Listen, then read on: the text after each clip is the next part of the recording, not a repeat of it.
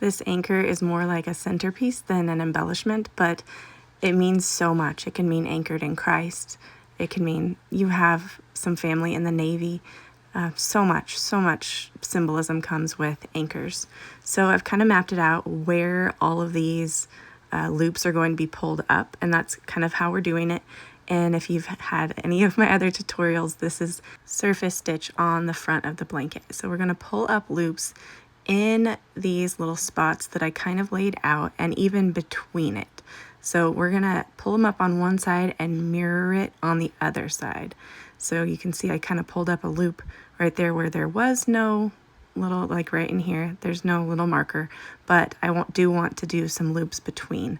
And they're going to be 2 finger widths under each one of them. And so I went across for the little point on the anchor first, and now I'm going to just bring my yarn, across those loops to go to the middle right here where the main part of that loop starts for the bottom of the anchor right here. And so I'm going to speed it up a little bit for time's sake. And once I get to the middle, kind of a little bit past the middle, I'm going to stop because we're going to mirror this and I want to get my loops right.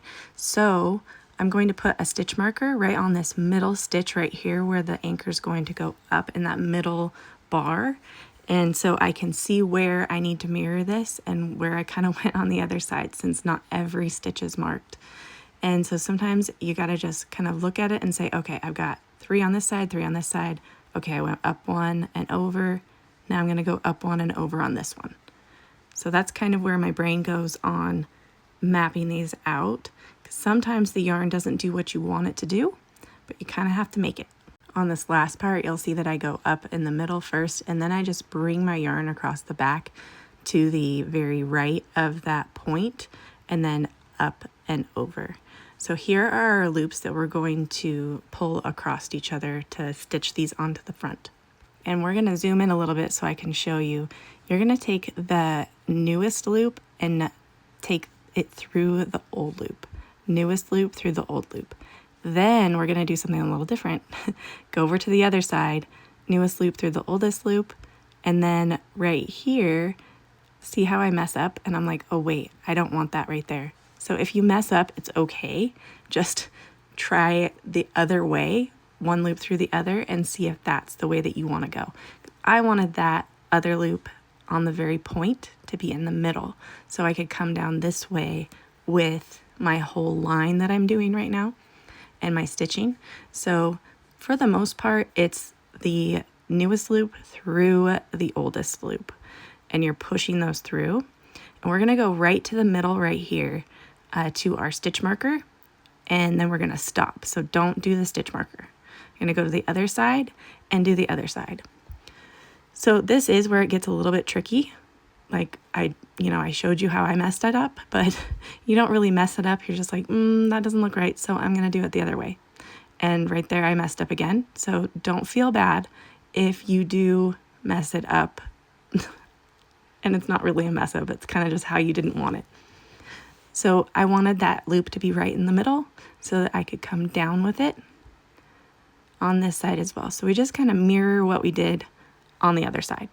And you'll continue the way you're going until you reach the middle. And here's where our stitch marker is. So I want this loop to be, see, I almost messed up again. I want this loop to be in the middle as well. So I'm going to put both of these loops over top of that middle loop. So it's ready to go straight up or receive the loop from coming down. So now we're going to cut our yarn right here so we can use it on our top part. And now you have some working yarn again. We're going to take it to the back. And we're going to make a little ball up the top. It's not quite going to be a circle like an anchor usually has, but it would be too big of a circle if we really made a circle. So I'm just making kind of like a little ball. So I'm going to go and do 3 loops or pull up 3 loops right around that top little marker that I had. And that's going to be the little ball that's up top. And then come down the bar in the middle. And then we're going to go out 2 different ways, and there's going to be 2 loops on each side of that middle bar right in here. And don't be afraid to come out with your working yarn behind so far, because I'm going to come out 2 right here and then go back in. just because then I'm not going clear across the whole thing to get back to it. So I'm just kind of going all the way here, and then I'll come back to the middle. So I come out, in, and then into the middle and down. And each one of these is 2 finger widths big. So you're bringing it back to the middle, and then you'll bring it all the way down. And once we have all of our loops pulled up, then we're going to go to the very top and start folding these over themselves. So right up here is a little tricky, but what we're going to do is we're going to bring each one of those to the middle again. So put each of those loops over that middle loop. And now this one, you're going to take the newest loop through the oldest loop. You know, I started up top, so that's why I mean it's the oldest loop. That's kind of what I'm saying. And coming down, we're doing the newest through the oldest, newest through the oldest. Right here, it gets a little tricky again, but what we're going to do is come to that middle horizontal line, and we're going to work the sides first. So see how I wasn't quite sure if I wanted to do that, but that's what I did want to do, is just bring it right in right here. So we're taking one of the loops through the other and coming right into the middle, so those loops can come, both sides of those loops can come into the middle. And now we're just going to continue down until we get to our bottom part right here. And once we get to that middle bottom loop, this is where we're going to secure it onto the blanket. So we want that newest loop to go through that old loop that we created. And then what we're going to do is cut our working yarn, and then we'll pull that tail end right up through.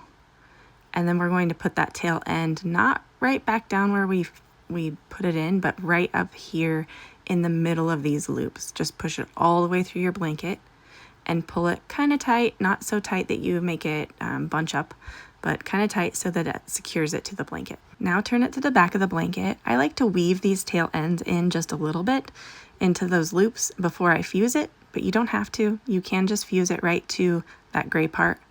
And now if you want to add something more, there is rope that you can add.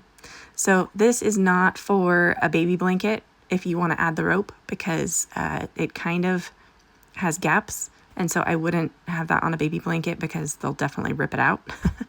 But if you like this more for decoration, you definitely can add this. So I just kind of pushed that rope, the rope yarn, into that top hole in the anchor, and then went down right next to where the top is right there. And it's almost in the same hole as one of the loops for the gray, for the anchor. And come out right here as if it's kind of coming around the anchor, and it actually kind of is because it's on the back side of the blanket. And then I just wind it through and down to where it looks like that rope is kind of wrapping around or dangling off of that anchor, right? Just like this. And you could leave it like that and secure it to the back, or you can come up again, and then I kind of took it to the bottom of the blanket, but it depends on where your anchor is and kind of what detail you want into it. And if you did want to secure this a little bit better, you definitely could stitch into each stitch the rope, but it would definitely take a lot longer.